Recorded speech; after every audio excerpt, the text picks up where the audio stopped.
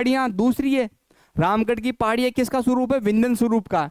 और ये भी किसका है? विंध्यन स्वरूप का। तो ये रामगढ़ की पहाड़ियां कहां पर है? कोटा में। और रामगढ़ खटखट दर्रा कहां पर है? बूंदी में। ये याद रखना, कंफ्यूज जाएगा, ठीक है, बूंदी के निकट, ठीक है। और इसका NH 52 कितना है? यहां से बूंदी की जो बूंदी के निकट का जो दर्रा है ना,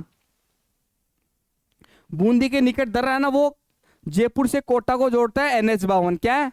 इसके जो पास वाला जो NH 52, और लाखेरी के निकट है ना, यहाँ से मेज नदी निकल, मतलब मेज नदी पास होती है। क्या? यहाँ से मेज नदी क्रॉस होती है। क्लियर है? आगे चलें? हाँ जी, ठीक है, चलें। और एक आएगा रामगढ़ खटखट दर्रा। क्या आएगा? रामगढ़ खटखट दर्रा। क्लियर है? रामगढ़ खटखट दर्रा कहाँ पर है? अपना बूंदी में। और जेतावास का दर्रा। ये चारों आपको याद रखने हैं, इसमें सवाल पूछ लिया है। बूंदी के निकट दर्रा है, लाखेरी के निकट दर्रा है, रामगढ़ खटखट के निकट दर्रा है, और जेतावास के निकट दर्रा है। ठीक है, अब आएंगे अपन मुकुंदरा हिल्स। मुकुंदरा हिल्स ये आ गई, ठीक है। और ये कोटा से झालावाड़, मैंने बोला था कोटा और झालावाड़ में विस्तारित है, और सबसे ज्यादा कोटा में कहाँ है? कोटा में। और इसकी 120 किलोमीटर लंबाई है। मैंने बोला था आपको मुकुंदरा की एक जो लंबाई है वो 120 किलोमीटर है। इसका सर्वोच्च शिखर है चंदवाड़ी। चंदवाड़ी की कितनी है? 517 मीटर। कितनी है? 517 मीटर। और आडावाड़ा पर्वत की लंबाई कितनी है? 96 किलोमीटर। और इसकी जो आडावाड़ा पर्वत का सर्वोच्च शिखर कौन सा है? संतूर। संतूर की कितनी है मीटर ऊंचाई? 353 मीटर। क्लियर है? आगे चलेंगे।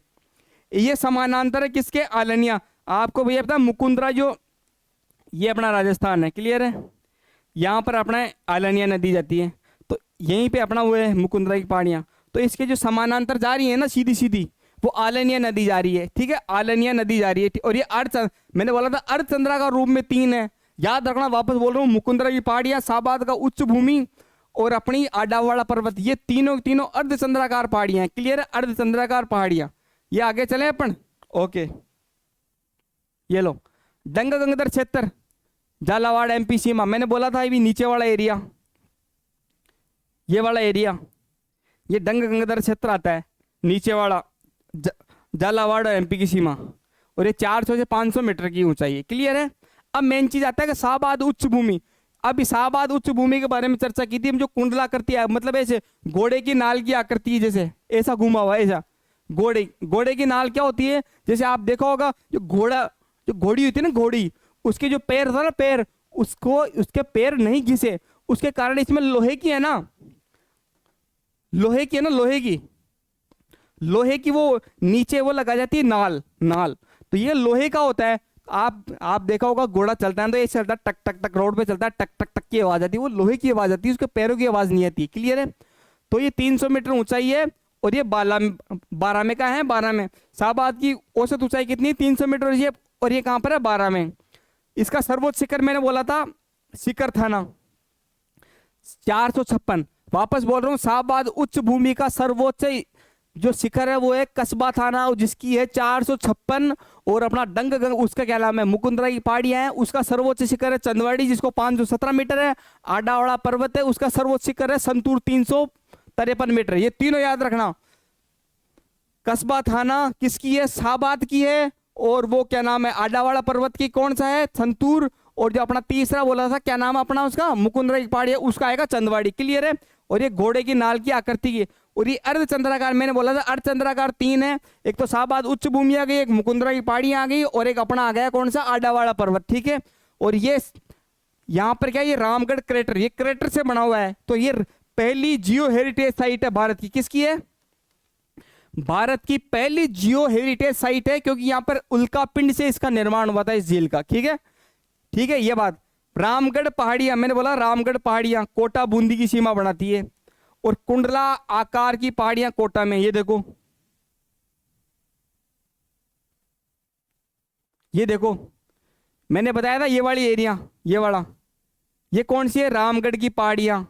और जो ये आपकी दिख रहा है कुंडलाकृति आकृतियां, ये तो कोटा में है कुंडलाकृति, क्योंकि नीचे वाला है ना ये भाग, तो ये कुंडलाकार की आकृति तो कहां पर है? कोटा में।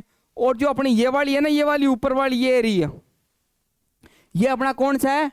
ये अपना आएगा वो क्या बोलते हैं इसको, हाँ, इसके ये कोटा बूंदी की सीमा पर है। किस पे? कोटा बूंदी की सीमा पर है। ठीक है?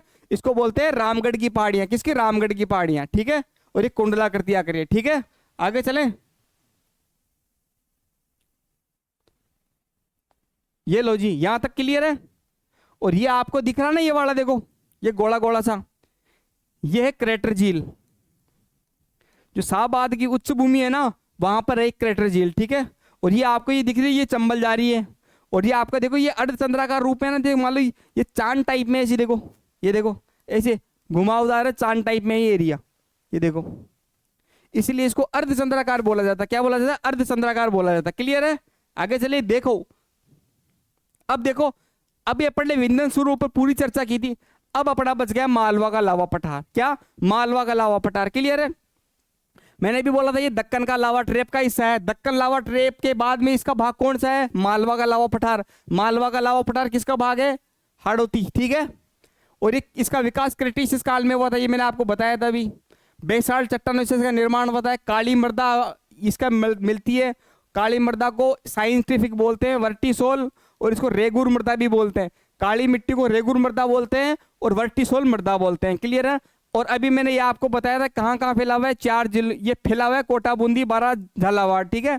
और चित्तौड़गढ़ का जो हाइट वाला एरिया था ना, इधर वाला चित्तौड़गढ़ भीलवाड़ा के नीचे वाला एरिया, और सबसे ज्यादा मालवा का लावा पठार झालावाड़ में। मैंने भी आपको बताया झालावाड़ का लावा पठार, तो झालावाड़ का लावा पठार है ना, उसी कारण सर्वाधिक इसमें। और यहाँ पर कपास, सोयाबीन, लहसुन, धनिया, अफीम, खट्टे रसदार पर यहाँ पर जो इनकम है ना भाई साहब, वो खेती है ना, बहुत शानदार होती है। इनमें खेती शानदार ऐसी होती है कि यहाँ पर पैसा बहुत मिलता है। क्यों? क्योंकि फसलें होती है सारी। देखो, अफीम होता है भाई साहब, लहसुन होता है, सोयाबीन होता है, धनिया होता है, खट्टे रस, ये सब कीमती फसलें, मतलब जो नकदी फसलें होती है ना, वो होती है यहाँ पर, ठीक है। तो मेन चीज ये आ गया। क्लियर है? ये हो गया अपना पूरा हाड़ौती प्रदेश का पूरा। मैंने आपको दक्षिणी पूर्वी प्रदेश का सारा बिल्कुल बता दिया है। ये सारा अब अपना पूरा भौतिक प्रदेश कंप्लीट हो गया है। भौतिक प्रदेश में अब अपना कुछ भी बाकी नहीं रहा है, सारा का सारा ऑल क्लियर है, चीजें क्लियर है। अब मेन चीज क्या होता है कि अब अपन जो अगला टॉपिक लेंगे वो लेंगे नदियां। कौन सा? नदियां। नदी के अंदर अफवाह तंत्र में क्या होता है, सिंचाई परियोजना क्या होता है, ठीक है, ठीक है, ओके। अब आप इसको बार बार रिवीजन कीजिएगा, बार बार इसको देखिएगा क्या है क्या नहीं है। और अपन मिलते हैं अब अपनी अगली क्लास में, जब भी होगी। और अगर आपको ये क्लास अच्छी लगी तो आप इस चैनल को सब्सक्राइब कीजिएगा, और अपने इस वीडियो को लाइक कीजिएगा, और इसको शेयर कीजिएगा। सभी दोस्त जो भी आपके जो भी निजी दोस्त है, उनको सबको शेयर कीजिएगा प्लीज। और आप मेरे को 1 घंटा सुनने के लिए आपका बहुत बहुत धन्यवाद, ठीक है। Okay, good bye, have a nice day, okay.